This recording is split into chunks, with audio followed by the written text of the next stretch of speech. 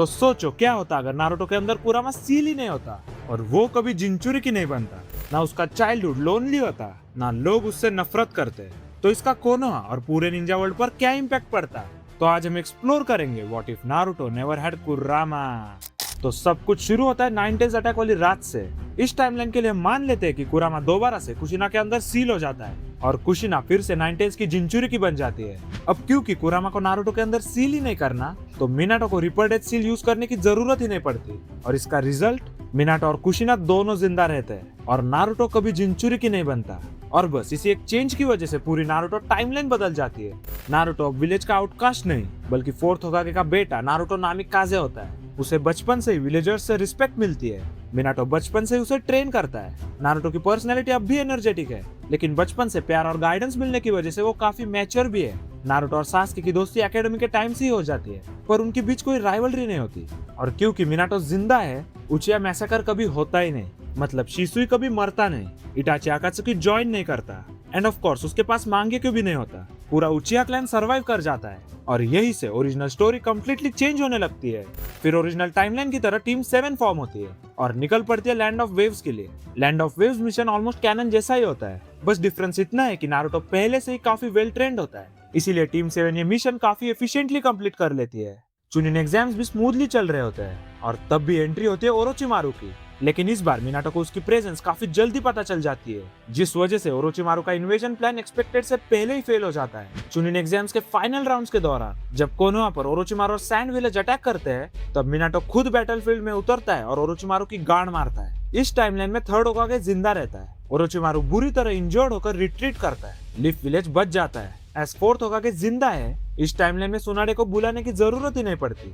Original timeline में Sasuke power के लिए ओरोचिमारू के पास गया था, लेकिन यहाँ उसके पास ऑलरेडी इटाची और शिसुई जैसे मेंटर्स है, उसे विलेज छोड़ने की जरूरत ही नहीं पड़ती। दूसरी तरफ नारुतो जिराया के साथ 2 साल की ट्रेनिंग करने निकल जाता है, लेकिन इस बार ट्रेनिंग का फोकस नाइनटेल्स नहीं, प्योर स्किल होता है। रासेंगान मास्टरी, फ्लाइंग राइजिन के बेसिक्स और गेंजुत्सु ट्रेनिंग। तो टाइम बीत जाता है और 2 साल बाद नारुतो वापस आता है। इस टाइमलाइन में आकात्सुकी का टारगेट नारुतो नहीं कुशिना होती है, क्योंकि अब 90s उसके अंदर है। आगे ओरिजिनल टाइमलाइन की तरह गारा को आकात्सुकी मेंबर्स कैप्चर कर लेते हैं। नारुतो और टीम काकाशी रेस्क्यू मिशन पर जाते हैं। नारुतो के पास कुरामा की पावर नहीं है, इसलिए हर फाइट स्ट्रेटेजी और टीम वर्क से जीती जाती है। साकुरा और ग्रेनिचियो मिलकर सासोरी को हरा देते हैं। गारा रिवाइव हो जाता है। आकात्सुकी को एक बात समझ आ जाती है, जब तक मिनाटो जिंदा है कुशिना को कैप्चर करना ऑलमोस्ट इम्पॉसिबल है। अब आगे हिडान और काकाजू वाला पार्ट ऑलमोस्ट सेम ही रहता है। फिर जिराय आमेगाकुरे जाता है, I mean rain village, Pain का सीक्रेट डिस्कवर करता है और अपनी जान दे देता है। उसका लास्ट मैसेज लिफ्ट तक पहुंच जाता है। नारुतो और मिनाटो पूरी तरह टूट जाते हैं, लेकिन इस बार उसके पास कुरामा नहीं है, इसीलिए वो सिर्फ एक ही चीज पर फोकस करता है, परफेक्ट सेज मोड। माउंट म्योबुकु में इंटेंस ट्रेनिंग के बाद नारुतो फाइनली परफेक्ट सेज बन जाता है।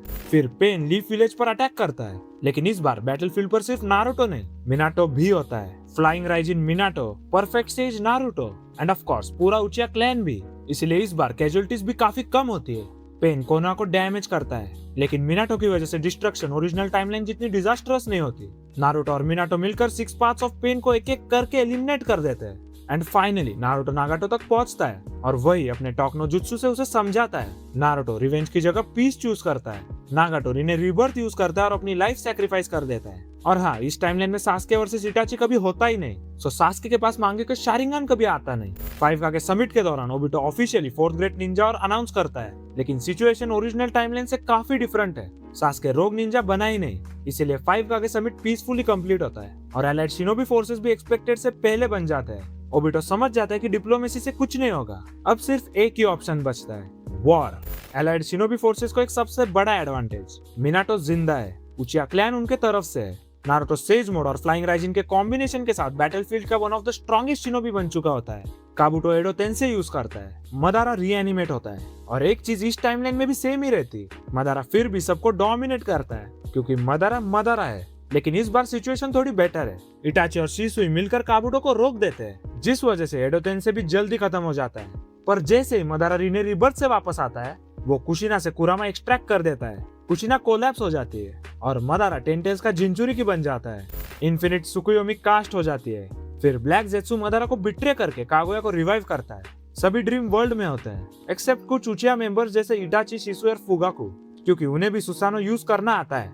और अब फाइनल बैटल शुरू होती है। नारुतो, सास्के, इटाची, शिसुई, ककाशी और साकुरा सब मिलकर कागुया को फाइनली सील कर देते हैं। और इस टाइमलाइन में नारुतो और सास्के की बैटल कभी होती ही नहीं, क्योंकि उनका बॉन्ड कभी राइवलरी वाला था ही नहीं। वॉर खत्म हो चुकी है। अनफॉर्चुनेटली कुशिना बच नहीं पाती, क्योंकि कुरामा उसके अंदर से एक्सट्रैक्ट हो जाता है, लेकिन कुरामा परमानेंटली फ्री हो जाता है, बिल्कुल बाकी टेल बीच की तरह। और नारुतो इस टाइमलाइन में दुनिया का हीरो किसी टेल बीच की वजह से नहीं बनता, बल्कि अपनी मेहनत से बनता है। ऑफ कोर्स ओरिजिनल टाइमलाइन में भी उसकी मेहनत थी, बट फिर भी उसके पास कुरामा का एक अनफेयर एडवांटेज था। और अब अगर तुम्हें जानना है कि क्या होता अगर नारुतो अकात्सुकी ज्वाइन करता, तो मेरा ये वाला वीडियो जरूर देखना। मैं तुम्हें मिलता हूँ सीधा वही।